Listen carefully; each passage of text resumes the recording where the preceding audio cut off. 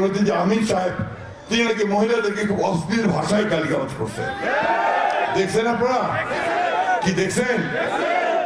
আমাদের সঙ্গে থাকছে, আমরা ঠিক জানতাম না যে কি এখন আসছে যে তারা নির্বাচন করবে। ভালো কথা, যে কেউ রাজনীতি করতে পারে, রাজনীতি করবেন, দয়া করে মিথ্যা কথা বলবেন না, আর গীবত গাইবেন না, গীবত গাইবেন না, অন্যের সমালোচনা ওইভাবে করবেন না।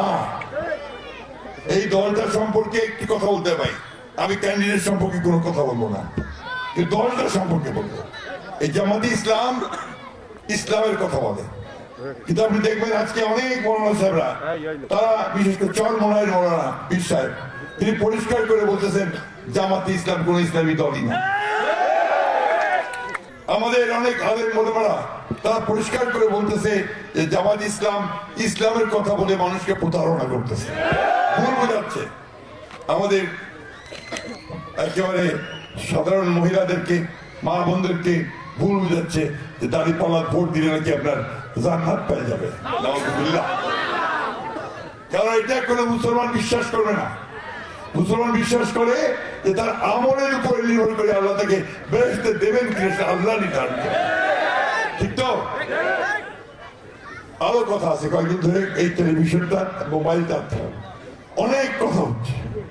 তার মধ্যে একটা কথা আসছে যে তিনি মহিলাদেরকে উন্নতি যে আমির সাহেব তিনি নাকি মহিলাদেরকে খুব অশ্লীল ভাষায় গালিগালাজ করছে। দেখছেন আপনারা? কি দেখছেন?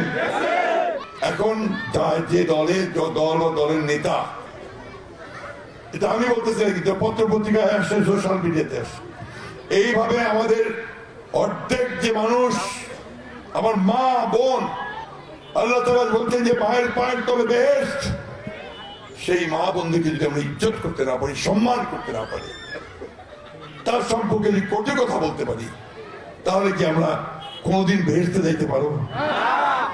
আমরা কি ভালো কাজ করতে পারবো? তাই বন্ধুগণ, বক্তব্য বাড়াবো না। আপনারা এখন সবাই বুদ্ধিমান, আমাদের ছেলে পেলে সব বিএ MA পাস করেছে, আছে, সব লেখাপড়া জানে, মেয়েরা তো আরো বেশি। আমাদের খালেদা জিয়া ক্লাস 12 পর্যন্ত মেয়েদের অবৈতনিক শিক্ষা চালু করছিল না, ক্লাস 12 পর্যন্ত বেতন দিতে হয় না। কি মেয়েরা দিতে হয়?